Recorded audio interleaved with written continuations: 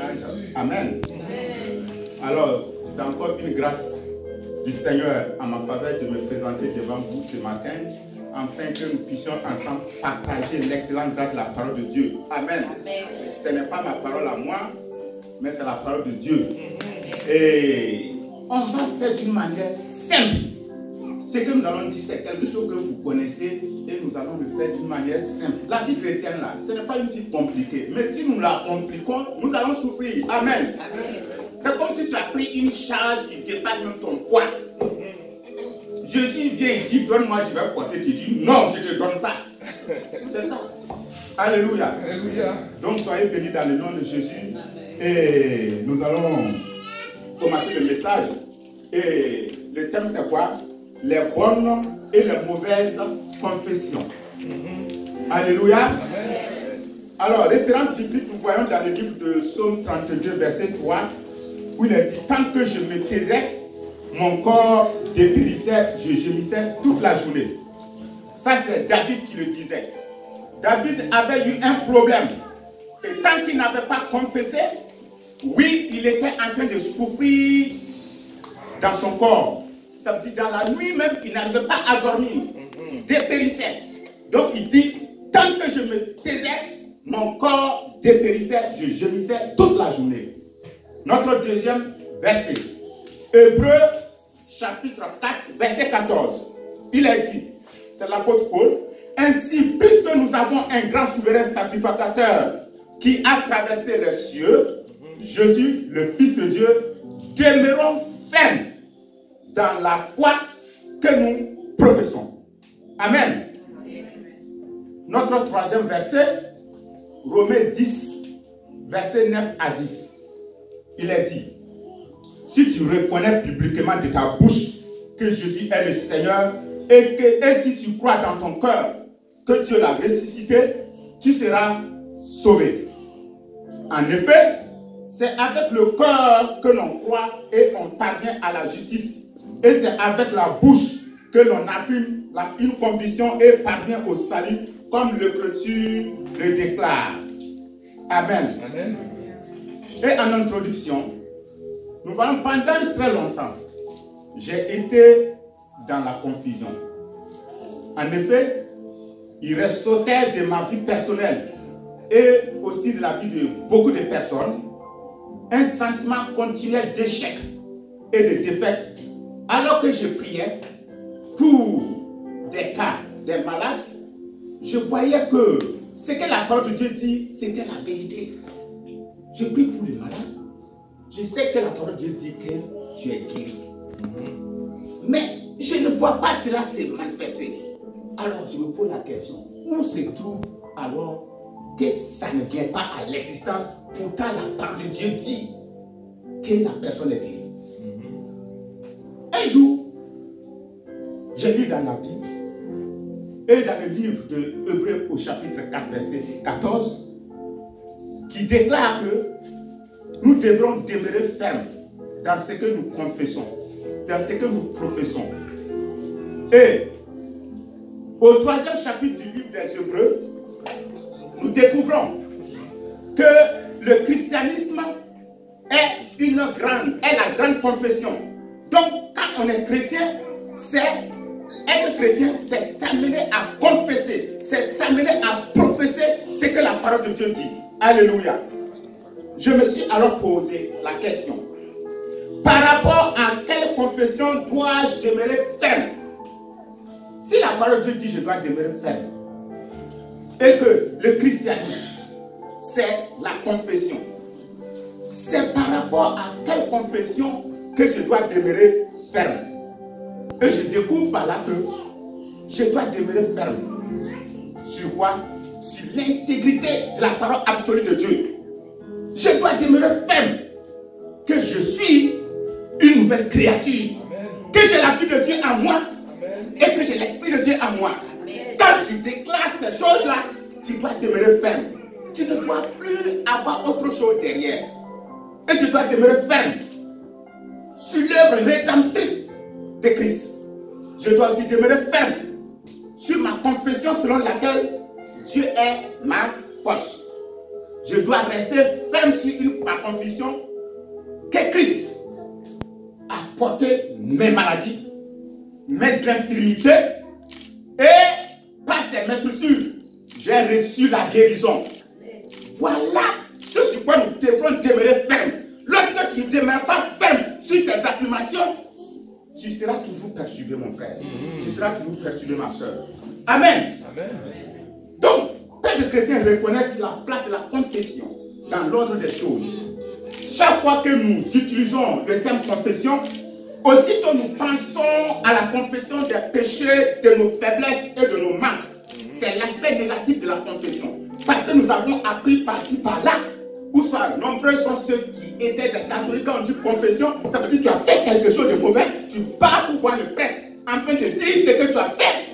Donc, on a retenu cette confession, que quand on part pour confesser, c'est pour sûrement aller dire que j'ai fait quelque chose de mauvais. Mais ça ne se limite pas là.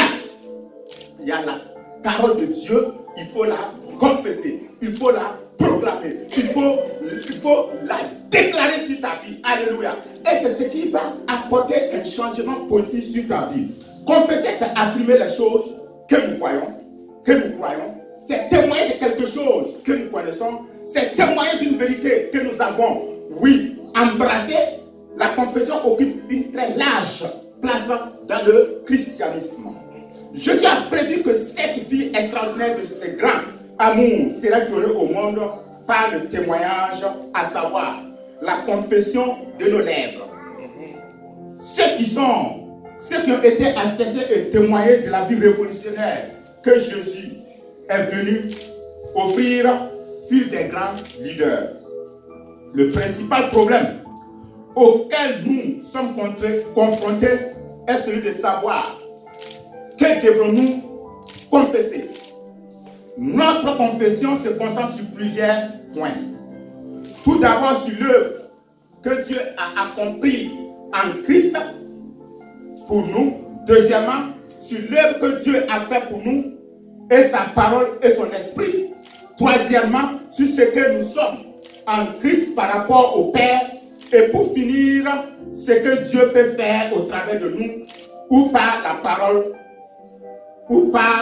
sera dans nos lèvres. On ne peut pas confesser ou témoigner de ce qu'on ne connaît pas. Ce qui compte dans un tribunal, c'est ce que nous avons vu, ce que nous avons entendu. Alléluia. Amen. C'est ce que vous connaissez personnellement de Christ, Jésus-Christ. Et ce que vous êtes en Christ qui compte. Nous sommes bien peu à oser confesser devant le monde que nous sommes en Christ.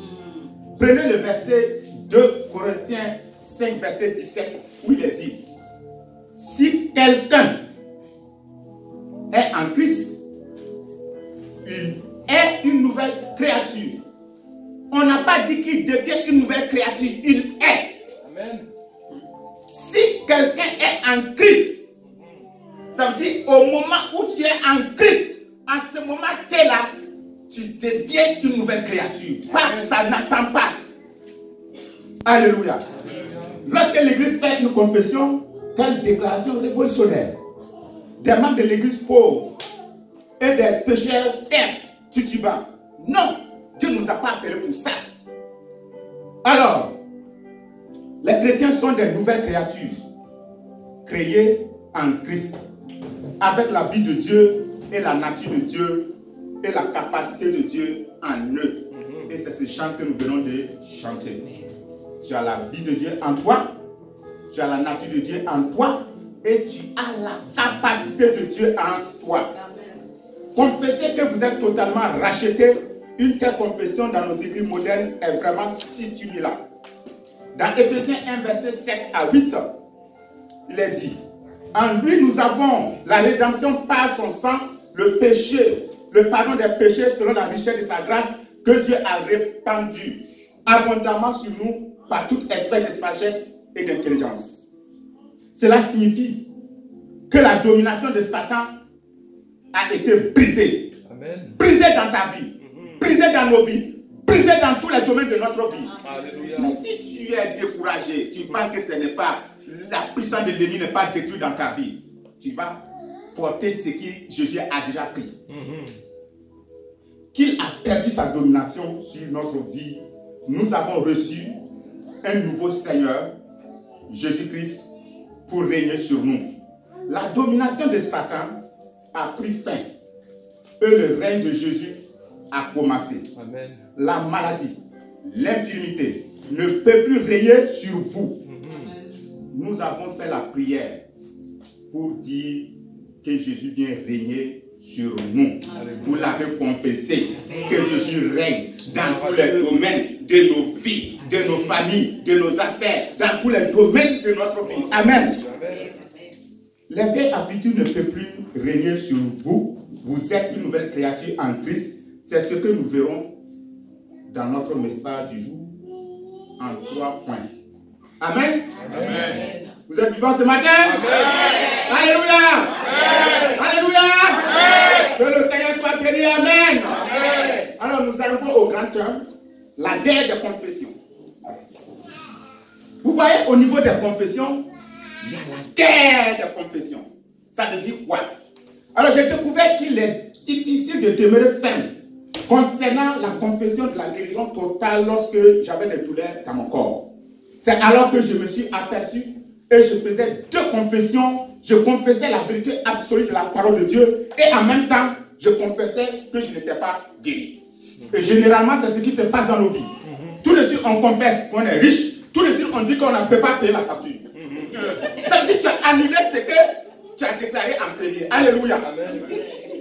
Voilà pourquoi nous prions chaque jour, nous confessons chaque jour, on n'a pas de résultat. Le problème n'est plus chez Dieu. Dieu a déjà tout fait. Amen. Maintenant, c'est la guerre de confession. Tu déclares quelque chose, que tu es béni. Et à la minute du ciel, tu dis non, je ne peux pas payer ma facture, j'ai la facture de la maison, j'ai ça, j'ai ça, j'ai ça. Donc, ça veut dire, quand tu priais, tu as présenté ta requête à Dieu et c'était une bonne requête parce que c'est confirmé dans la parole de Dieu. Ça veut dire que c'est la vérité absolue. Amen. Mais maintenant, comme l'homme vit et comme l'homme est dominé par les sens, tes sens vont te dire la réalité. Quand tu dis que tu es riche, est-ce que tu es sûr? La facture de la maison là t'attend. Hein? Donc tout de suite, tu laisses ce que tu avais déclaré de très important et tu captives l'autre là qui vient annuler ta parole. Ça veut dire demain encore, il faut répéter encore ta prière. Alors, qu'est-ce qu'on fait dans ce cas? Voilà, il faut que nous travaillons pour coloniser ce que nous allons confesser. Alléluia. Il faut que tu colonises ce que tu vas confesser. Ça veut dire lorsque tu déclares que je suis guéri, tu restes ferme. Alléluia. Même si tu prends le thermomètre, tu mets et que la température est montée jusqu'à 40 là, tu déclares quand même que je suis guéri. Amen. Donc nous devons demeurer fermes. Alors, si on me demande que je suis guéri, c'est vrai que je vais répondre oui, je le crois, je suis guéri. Ésaïe 53, verset 5. Pourtant, aussitôt, j'aurais confessé, mais la douleur est toujours là. La deuxième confession annulait la première. En réalité, j'avais 2 confessions. La première était une confession que ma guérison est totale et ma rédemption en Christ. La deuxième, que la rédemption de la guérison n'était pas réelle. Par la suite, je suis entré dans une grande bataille pour maîtriser. Pour la maîtrise sur ma confession. Jusqu'à ce que j'apprenne à n'avoir qu'une seule et unique confession. Amen. Amen. Si je confesse, mon Dieu pourvoit à tous mes besoins. Philippiens 4, verset 19. Je ne dois pas l'annuler. Je ne dois pas l'annuler en disant, oui Dieu, pourvoit à mes besoins, mais je ne peux pas payer mon loyer. Et nous tous, nous sommes souvent pris dans ces pièges. Il faut qu'on accepte qu'on est riche. Quand tu dis que tu es riche, parce que quelqu'un s'est fait pauvre pour que toi tu deviens riche. Et c'est une vérité. Maintenant, comme nous voudrons vivre par rapport à la réalité, c'est pourquoi à chaque fois on recule. Amen. À chaque fois on recule. Amen. Amen. La foi tient ferme sur la confession de la parole. La confession des preuves physiques repose évidemment sur ce que nous donne le sens. Si j'accepte les épreuves physiques à l'encontre de la parole, j'appuie la parole en ce qui me concerne. Mais si je demeure ferme dans ma confession que la parole de Dieu est vraie et que par ces maîtrisures j'ai reçu la guérison, alors je serai guéri. Et je donne un exemple ici, le cas d'Abraham. Abraham confessait dans sa prière quoi? Il confessait dans sa prière que lui, il a des enfants. Il les déclarait parce que Dieu l'avait dit, tu auras des enfants. Donc papa Abraham faisait quoi? Il le confessait. Et maintenant, qu'est-ce qui nous embrouille souvent? Souvent, nous séparons la prière que nous faisons et ce que nous parlons après. Parce qu'il faut savoir que toute ta vie là, c'est la prière. Tout ce que nous professons là, c'est la prière. C'est pas quand tu rentres dans ta chambre, tu te concentres que tu pries. Même ce que tu déclares sur la route là, c'est la prière. Donc, Abraham disait quoi? Quand il était dans sa chambre, il prie, il dit non. Papa, tu as dit que j'aurai des enfants. C'est vrai, j'ai des enfants, j'ai des enfants, j'ai des enfants. Mais quand il finit sa prière, il sort. Il regarde sa peau là, il regarde, il dit, ah, je suis vieux. Quand il regarde sa femme, il dit, ah, elle a avancé, elle est même posée. Vous voyez? Donc ça veut dire quoi? Tout ce qu'il a déclaré dans sa prière, quand il ressortait, par la réalité qu'il voyait là, il annulait tout. Et il fallait, c'est ça qui a fait que son truc est retardé jusqu'à plusieurs années. Nous n'allons pas, la Bible a été écrite pour qu'on copie. Donc nous n'avons pas répété les mêmes erreurs. Dieu dit qu'il t'a donné un mari et un excellent mari, ne va pas confesser autre chose pour dire que non, je suis âgé, je suis quoi, je ne peux pas avoir de mari. Ne le confesse pas. Amen. Alléluia. Que le Seigneur soit béni. Et nous arrivons au deuxième point, les mauvaises confessions. Une mauvaise confession est une confession de défaite. C'est une confession d'échec qui met en avant la suprématie de Satan. Parlez de votre combat avec le diable et quelle manière qu'il vous a ralenti. Il vous maintient dans l'esclavage et il vous garde dans la maladie. Toutes les confessions sont des confessions de défaite. Lorsque vous faites une mauvaise confession, vous glorifiez votre adversaire. Vous déclarez de manière inconsciente que Dieu le Père a échoué. Voilà. Je vous dis, lorsque je fais des mauvaises confessions, je suis en train de dire Dieu est un incapable. Parce que regarde mon problème là, il ne peut même pas résoudre ça. C'est ça que tu es en train de dire. Puisque tu as choisi ton camp.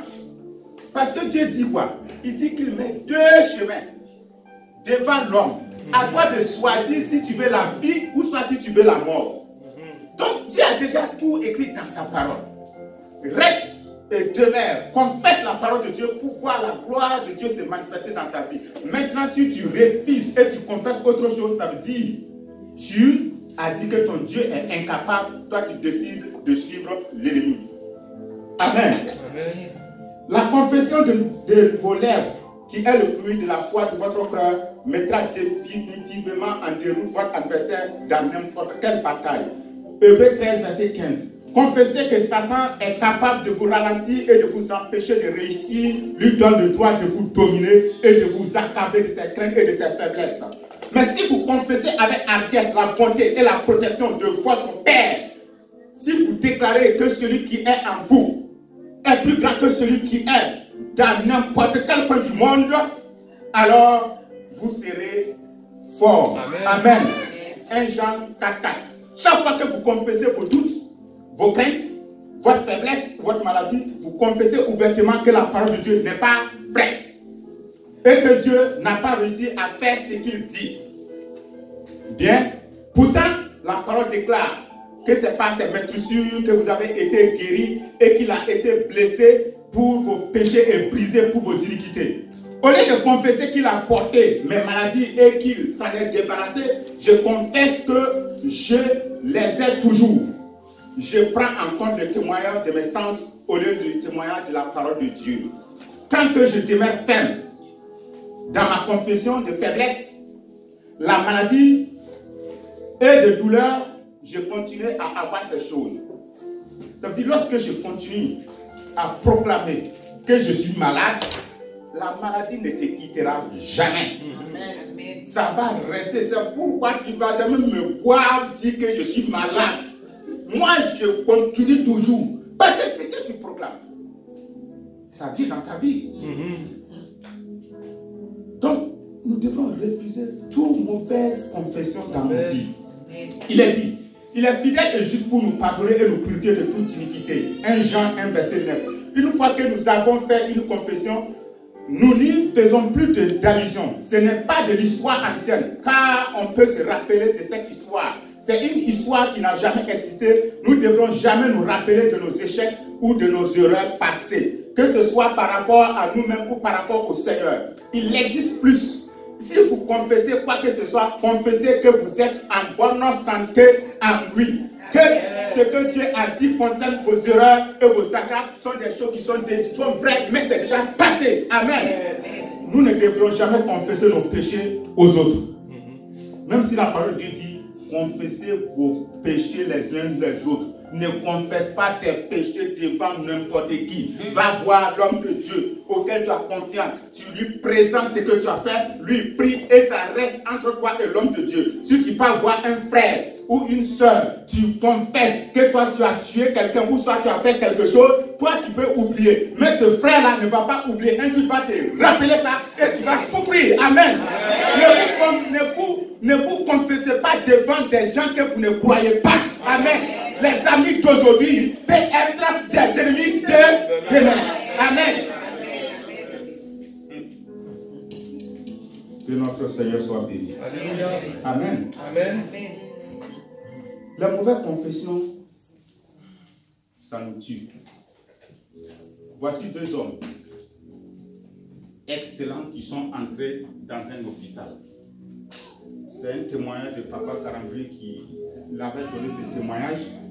Il dit qu'il y a 2 hommes qui sont rentrés dans un hôpital. Et ces 2 hommes-là, ils sont rentrés l'un après l'autre. L'autre est rentré, c'était au temps de la dysenterie amibienne. Il n'y avait pas encore de médicaments pour ça. Donc, il y a un mécanicien qui est rentré en premier et il voyait les gens mourir. Ça veut dire on passe, lui, on passe avec le mort, on passe avec le mort. Mais lui, il dit que non, lui, il va guérir. Parce que pourquoi? Parce que lui, il est mécanicien. Quand chacun est en panne, s'il amène sa voiture, lui, il fait tout son possible pour que la voiture soit réparée. Donc, les médecins, ce sont des excellents réparateurs d'hommes. Ils vont me réparer, ils vont trouver une solution à mon problème. Et après ce temps, voici un militaire qui est venu. Quand lui est arrivé, regardez sa confession à lui. Il dit, oh, ici là c'est un moratoire. Ici tu vas mourir. Donc il prononce, il dit non, ici quand tu avais cette maladie-là, tu ne peux pas sortir. Quelques jours, lui il est mort. Mais le mécanicien, lui il est sorti vivant. Pourquoi? Parce qu'il a prononcé, parce qu'il a confessé, parce qu'il a déclaré que lui, même s'il n'y a pas la maladie, même s'il n'y a pas le médicament là, lui il va guérir. C'est ça qui doit être nos confessions. Ça doit être nos confessions. Alléluia. Quelle que soit la situation, dis que Dieu a une solution à ce problème. Alléluia. Amen. Et nous arrivons au point 3. Osez faire votre confession. Confessez que Dieu est le Seigneur de votre vie, qu'il est le Seigneur sur la maladie, les infirmités et Satan. Tenez ferme sur la confession en ce qui concerne la seigneurie absolue de Jésus, sur tout ce qui pourrait vous faire retenir captif ou vous empêcher de vivre de l'œuvre de Christ. Alléluia. Confessez que Jésus est votre berger. Psaume 23, verset 1. Vous ne manquerez de rien. Vous voyez, c'est toujours au présent. Vous ne manquerez de rien. Il est votre provision. Il est ma provision.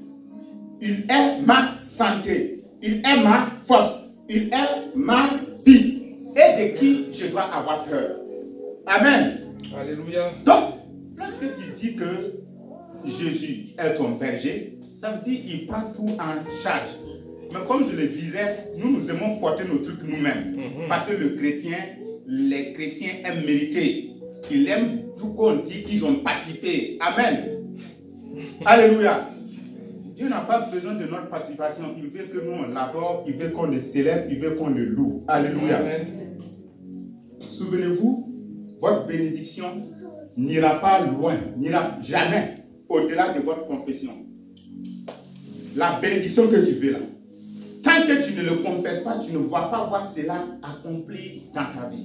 C'est pourquoi Dieu, quand il voulait bénir Abraham, qu'est-ce qu'il a fait? Il allait le faire sortir pour lui montrer les étoiles, pour l'amener à rêver. Et quand il va rêver et commencer à confesser ces choses, que cela va venir à l'existence. Dieu nous donne le droit de rêver. Rêver pas petit, rêver grand. Parce que nous sommes les fils, nous sommes les enfants d'un grand. Nous sommes par excellence des grandes femmes, des grands hommes. Amen. Que le Seigneur soit béni. Amen. Et il faut toujours avoir confiance à la parole de Dieu. La parole de Dieu qui est sortie pour ta vie là. Ésaïe dit qu'elle ne retourne pas si elle n'a pas fait ce pourquoi elle est venue. Ésaïe 55, 11. Amen. Le terme effet signifie capacité. Capacité à faire le bien. Cette parole vous guérira si vous continuez de le confesser. Votre corps répondra à votre pensée et votre esprit aura la seigneurie sur votre corps et vos pensées. Votre corps obéira à votre confession. Et il dit, Dieu envoya sa parole et Dieu les guérit. Dans le psaume 107, verset 20. Dieu a envoyé sa parole qui? Sa parole Jésus. Et Jésus est venu pour faire quoi? Pour te guérir. Alléluia. Amen. Et voici quelques confessions que tout croyant devrait faire. Et voici, je vais vous présenter ces confessions. Quand tu te lèves le matin, tu confesses. Quand tu te lèves le matin, tu déclares. Quand tu te lèves le matin, tu prononces sur ta vie et tu vas voir que tout va changer autour de toi. Mon frère, ma soeur, vous voyez, quand on dit qu'on n'aime pas quelqu'un, est-ce que vous savez que ça vient de nous-mêmes? Si c'est faux, dans cette semaine, prenez l'exemple. Quelqu'un que vous n'aimez pas, commencez à prononcer ce qui est bien sur sa vie. Vous allez voir qu'il va être beau à vos yeux. Amen. Il va être excellent à vos yeux. Mais si tu l'envoies des pics, il va te piquer. Alléluia. Amen. Alors, donc la première se trouve dans le livre de Romains 10, verset 9 à 10, où il est dit, si tu confesses de ta bouche le Seigneur Jésus et si tu crois dans ton cœur que Dieu l'a ressuscité des morts, tu seras sauvé. Car c'est en croyant du cœur qu'on parvient à la justice et c'est en confessant de sa bouche qu'on parvient au salut. Nous confessons la seigneurie absolue de Jésus-Christ et la justice absolue qui nous a été impartie lors de notre rédemption. Nous osons confesser devant le monde et devant le trône de Dieu que Jésus est maintenant notre Seigneur, que nous avons reçu le salut et que nous sommes devenus justice de Dieu en lui. Amen. Nous confessons que nous sommes de nouvelles créatures. Jésus est la tête et le Seigneur. La parole a pris la place de Jésus dans notre vie. Nous devons obéir à la parole exactement comme si nous obéissons à Jésus qui se tenait à côté de nous. Alléluia. Jésus n'est pas séparé de sa parole. Il faut obéir à la parole comme si Jésus était présent en chair à côté de toi. Alléluia. Parce qu'on ne peut pas séparer Jésus et sa parole. Jésus est égal à sa parole. Amen. Amen. Deuxième confession, c'est 1 Pierre 5, verset 7. Il dit, déchargez-vous sur lui de tous vos soucis, car lui-même prend soin de vous. Nous confessons que nous n'avons plus de soucis, plus d'angoisse, de fardeau. Nous ne sommes plus jamais déprimés. Nous ne sommes plus énervés ou incapables de travailler correctement dans la vie courante. Nos pensées sont claires et notre esprit libre. L'onction du Saint-Esprit repose sur notre témoignage et c'est lui qui a porté nos fardeaux. Il porte chaque problème et répond à chaque besoin. Amen. Et c'est l'exemple que j'avais pris. Il dit, c'est comme si toi tu ne veux pas 100 kilos. Et tu prends 100, tu veux porter 100 kilos sur ta tête. Comment tu vas te débrouiller pour marcher? Comment tu vas te débrouiller? Et quelqu'un se présente qui dit non, donne-moi les 100 kilos là, moi je vais porter et toi tu vas faire que me suivre. Et on dit non, nous on préfère donner 50 et on va toujours garder les 50 parce qu'on veut toujours mériter. Alléluia. Amen. La vie chrétienne, ce n'est pas une vie de mérite. Alors le Seigneur proclame, bénis-le et avance avec eux dans le nom de Jésus. Amen. Troisième point. Troisième confession, c'est le psaume 23. L'Éternel est mon berger, je ne manquerai de rien. Je ne manquerai pas d'argent, je ne manquerai pas de bonne santé, je ne manquerai pas de repos, je ne manquerai pas de force, je ne manquerai de rien, je ne manquerai pas de mari, je ne manquerai pas d'enfant, je ne manquerai pas de tout ce que vous connaissez. Alléluia. C'est la parole qui a dit. S'il a dit je ne manquerai de rien, moi je vais dire que je manque de quelque chose. Toi tu connais quoi? Il faut t'aligner sur la parole de Dieu pour déclarer que tu ne manques de rien. C'est que tu crois que c'est difficile là. Il n'y a rien devant notre Père. Alléluia. Donc, lorsque nous confessons cela, c'est une réalité vivante et géniale. Quel sentiment de sécurité, de puissance, de victoire. Vous n'avez pas peur de vous appuyer maintenant sur le livre de Philippiens 4, verset 19, où il est dit « Et mon Dieu pourvoira à mes besoins ». Alors, quatrième, nous pouvons prendre Ésaïe 53, verset 5, où il est dit « Chaque maladie, faiblesse ou infirmité ont été déposées sur Jésus ». Donc ça veut dire, quand on dit que ta maladie est déposée sur Jésus, sur la croix, l'homme n'accepte pas ça. Pourtant, tout se passe sur la croix. Si on n'accepte pas ça, ça veut dire qu'on va vivre avec notre maladie, on va vivre avec notre échec, nous allons vivre avec tout ce que nous connaissons. Alléluia. Cette confession vous donne un corps sain, une pensée claire et un esprit de conquête. Cinquième confession, 1 Corinthiens 1, verset 30. Alors il dit, « Or, c'est par lui que vous êtes en Christ, qui par la volonté de Dieu a été faite sa sagesse, justice, sanctification et rédemption. » Christ a fait toutes choses pour nous. Vous n'avez pas besoin de prier pour la sagesse. Parce que Christ est ta sagesse. Même si Jacques avait dit de demander la sagesse si on ne manque pas, il parlait à des chrétiens bébés. Nous ne sommes plus des chrétiens bébés. Nous sommes des chrétiens forts. Donc ça veut dire Christ en toi. Donc ça veut dire la sagesse a élu domicile dans ta vie. Amen. Donc il est la sagesse. La sagesse de Dieu est en toi. Alléluia. Que le Seigneur soit béni. Amen. Donc, la sagesse à moi, la sanctification à moi et la rédemption en moi. Christ m'a déjà racheté. Alléluia. Vous n'avez pas besoin de lui demander de vous sanctifier. Parce que la sanctification là-même demeure en toi. Vous n'avez pas besoin de prier pour la rédemption parce que Christ t'a déjà racheté. Quelle grande confession devant le monde. Hébreux 4, verset 14 nous engage à demeurer ferme dans la foi que nous professons. Nous avons en partie découvert ce que doit être notre confession. Votre réussite et votre rôle dans ce monde est mesuré d'après votre confession et d'après votre ténacité à demeurer ferme dans votre confession, quelles que soient les circonstances et les opinions des autres. Vous ne céderez jamais à la crainte ni à la voix des sens. Vous demeurez ferme dans votre confession, sachant que Dieu ne vous laissera jamais tomber. Amen. Amen. Et je vais terminer par ce témoignage que j'ai lu dans le livre du docteur David Nyonguisho. Alors, dans son livre La 4e dimension, qu'est-ce qu'il dit? Il dit un jour, il prenait son petit déjeuner avec un neurochirurgien. Et ce neurochirurgien-là, il dit quoi? Il dit, docteur Cho, savez-vous qu'on vient de découvrir quelque chose récemment? Il dit, qu'est-ce que vous avez découvert? Il dit, on a découvert que le siège de la parole qui se trouve dans le cerveau commande toutes les autres parties du corps et du nerf.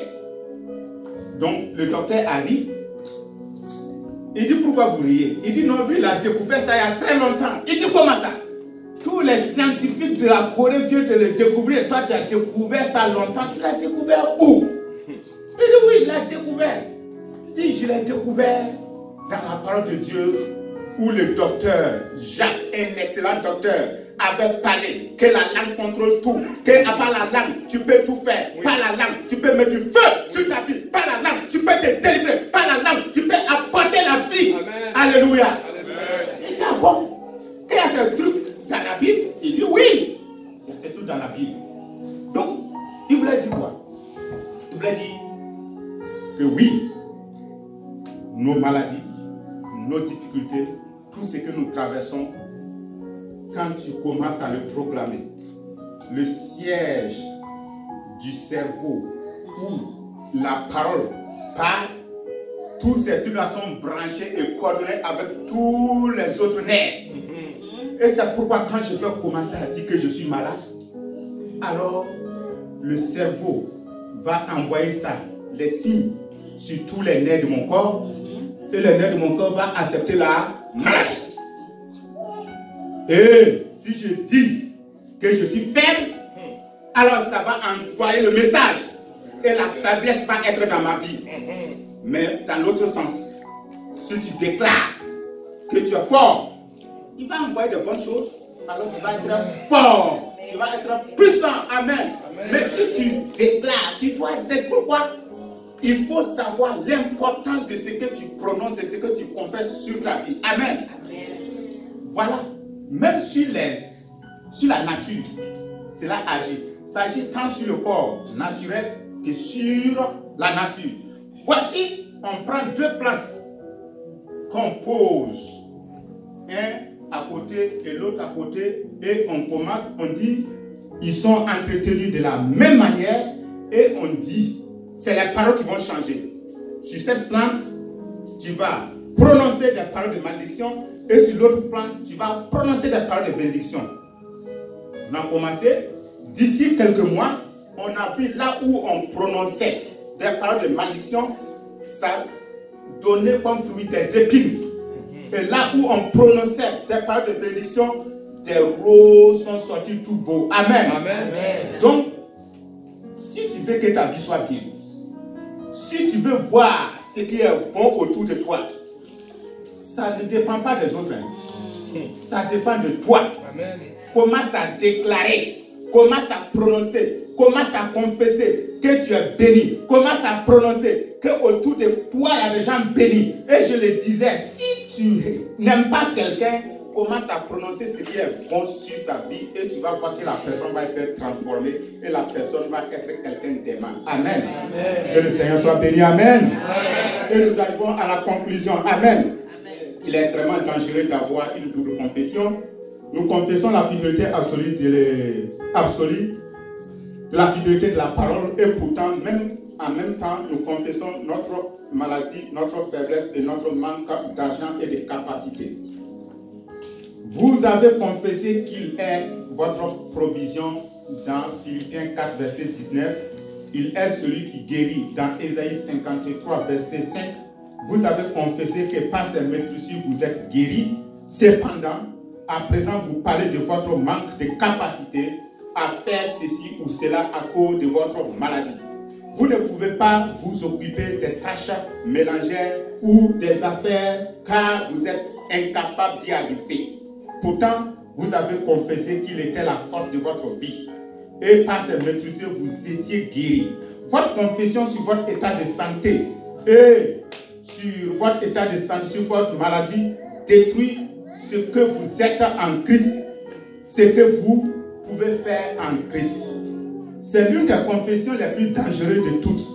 Vous découvrez que vous avez tellement été entraîné à confesser le négatif, l'échec, la faiblesse, le péché, la maladie, le manque, qu'il faudra une grande discipline pour vous attacher à la parole et vous guérir de toute habitude. Maintenant, décidez de faire de votre confession ce que de faire de votre confession et de tenir ferme en elle. Amen. Amen. Amen. Amen. Amen. Amen.